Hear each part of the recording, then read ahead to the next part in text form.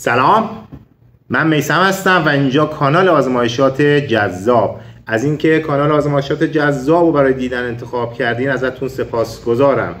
دوستان، امروز هم با ساخت یه ماده کاربردی در صنعت در خدمتتون هستم. امیدوارم که از این آزمایش و نحوه ساخت لذت ببرید. آموزش امروز ما در مورد ساخت چسب چوب هست. موارد مورد نیاز برای ساخت چسب چوب این مواردی هستن که مشاهده میکنین. یه مقدار وینیل الکل نیاز داریم که به صورت پودرهای سفید رنگ خیلی ریز هستن.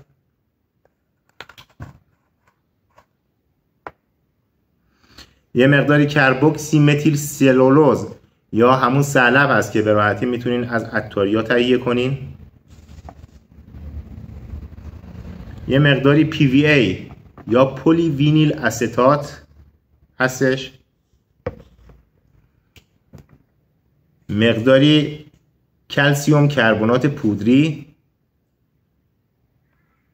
و یه مقداری فرمالین. دوستان سوال میپرسن که این مواد از کجا تهیه کنیم. برای بار چندم خدمتتون عرض میکنم که این مواد رو شما میتونید از تمامی فروشندگان مواد شیمیایی در شهرستانتون یا اگر موجود نبود در مراکز استانها تهیه کنید.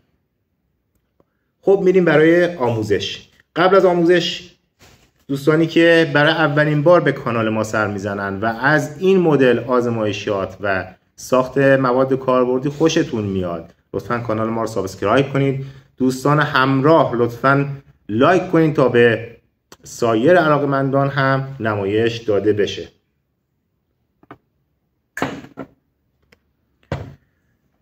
خب ابتدای کار ما باید مقدار 10% از پلی وینیل استات که به صورت پودری هست و داخل آب 80 درجه حل کنیم.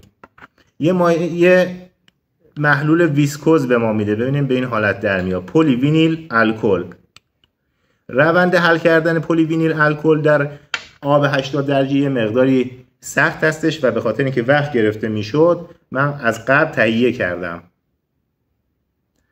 پلی وینیل الکل رو آهسته آهسته به آب 80 درجه اضافه میکنیم و همزمان هم میزنیم تا یه محلول یه نواخت ویسکوز برای ما شکل بگیره.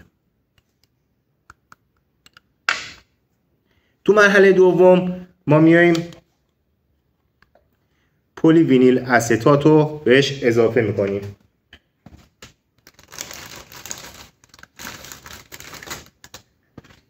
مقدارش دست خودمون هست، ولی معمولا محلولی که درست کردیم 10% پودری در 90% آب جوش رو 20% کلا در نظر میگیریم و 80% بهش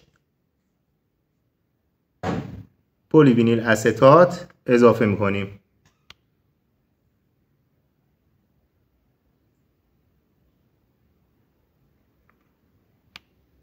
دوستان عزیز، من آزمایشات و موادی که براتون در نظر میگیرم برای ساخت معمولا موادی هستن که نیازی به واکنش شیمیایی ندارن و صرفاً با میکس شدن یا ترکیب شدن یا مخلوط شدن ساخته میشن و شما به راحتی اینو میتونین در خونه هم تهیه کنین. چسب چوب میتونه براتون یه نوع کارآفرینی هم محسوب بشه.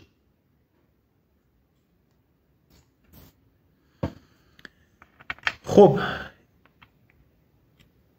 مخلوط این دوتا رو با هم میزنیم.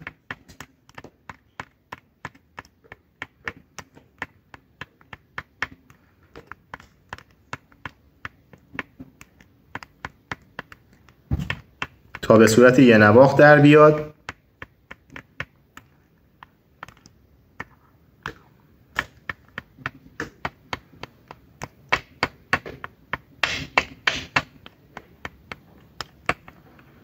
برای قوام دادن به کارمون مقداری کربوکسی متیل سلولوز یا همون تیلوز یا ثعلبی که داخل عطاری ها هست رو بهش اضافه میکنیم.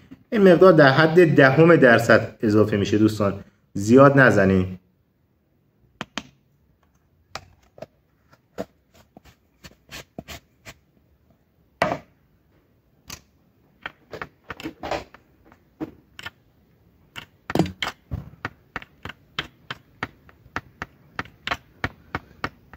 از مقداری کربنات کلسیم پودری هم به عنوان فیلر و سفید کننده محلولمون اضافه میکنیم.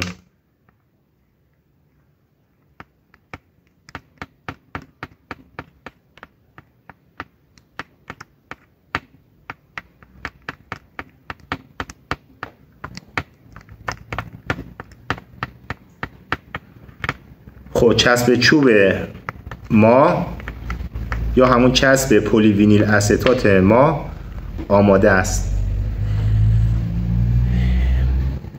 با توجه به اینکه این نوع چسب کپک میزنه و قارچ میگیره، ما از مقدار کمی فرمالین هم درش استفاده میکنیم. فرمالین باعث میشه که این کپک نزنه و رشد میکروارگانیسم ها متوقف بشه داخلش. مقدار کمی. هنگام کار با فرمالین هم بهتره حتما ماسک بزنیم.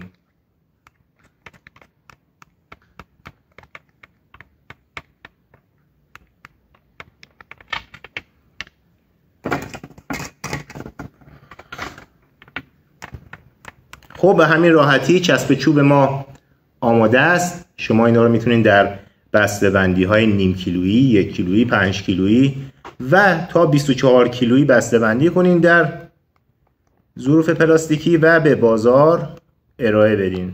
حالا چسب چوب علاوه بر نجاری ها در ساخت گل های چینی، چسباندن قطعات یونولیتی و خیلی از موارد دیگه میتونه کاربرد داشته باشه.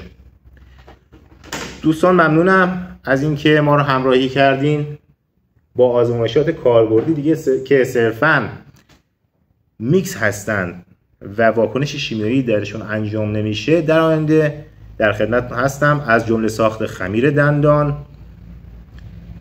کرم ضد آفتاب، کرم سوختگی و موارد دیگه. لطفاً با لایک هاتون ما رو حمایت کنین. ممنون و متشکرم.